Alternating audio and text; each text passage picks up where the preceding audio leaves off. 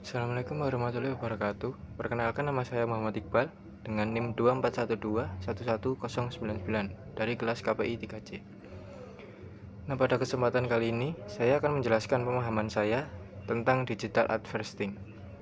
Nah, coba bayangkan sebuah momen sederhana yang setiap hari terjadi, seperti saat kita membuka ponsel, sekedar ingin melihat berita atau media sosial.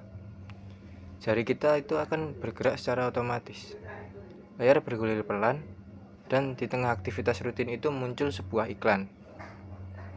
Nah, yang menarik adalah momen-momen ini tidak terjadi secara kebetulan. Di balik satu tampilan iklan itu, ada sebuah sistem besar yang bekerja tanpa henti, memproses data, membaca kebiasaan, dan menentukan waktu paling tepat untuk muncul di hadapan kita. Nah, itulah dunia digital advertising. Sebuah mekanisme yang bukan lagi mengandalkan insting semata, tetapi perpaduan antara teknologi, data, dan strategi terintegrasi. Nah, sebelum kita masuk lebih dalam, ada satu hal yang perlu kita luruskan bersama, yaitu cara kerja digital advertising berbeda jauh dari pemasaran konvensional. Bayangkan, pemasaran lama seperti seseorang yang berdiri di tengah keramaian sambil berteriak menggunakan toa. Suaranya terdengar luas, tetapi tidak semua orang bisa benar-benar tertarik. Sebaliknya, digital advertising bekerja seperti sebuah percakapan personal. Kita tidak hanya menerima pesan, tapi kita merespon dan sistemnya menangkap respon itu.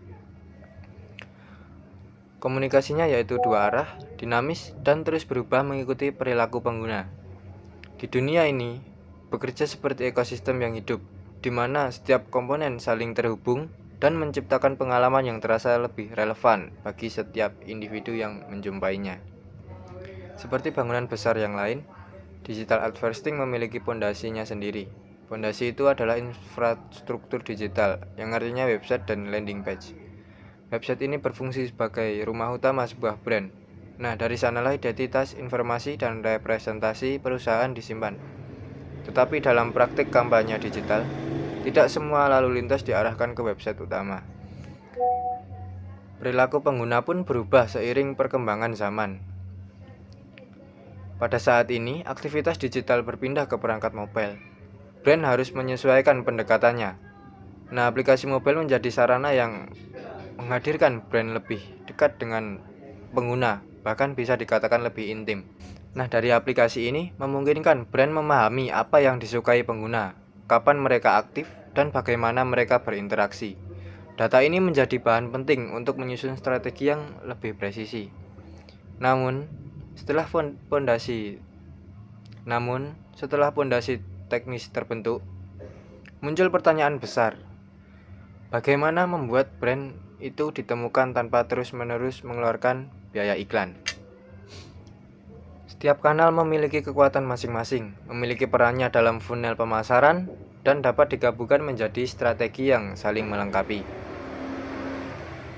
Yang membuat digital advertising unggul bukan hanya teknologi tampilannya, tetapi kemampuannya membaca data secara mendalam. Tools seperti Google Analytics, CRM, hingga automatic platform mampu menangkap pola perilaku pengguna secara detail. Pada akhirnya, digital advertising menawarkan sesuatu yang sebelumnya sulit dicapai, seperti pendekatan yang fleksibel, terukur, dan mampu menjaga kedekatan dengan konsumen secara konsisten. Ketika data, kreativitas, dan teknologi bekerja sama, brand mampu menciptakan hubungan yang lebih relevan, lebih cepat, dan lebih efektif. Dan di era digital seperti sekarang, hubungan itulah yang menentukan keberhasilan dari sebuah bisnis itu. Nah, seperti apa yang saya sampaikan tadi? Jadi seperti itu apa yang saya pahami tentang apa itu digital advertising. Sekian penjelasan yang bisa saya sampaikan. Saya ucapkan terima kasih. Wassalamualaikum warahmatullahi wabarakatuh.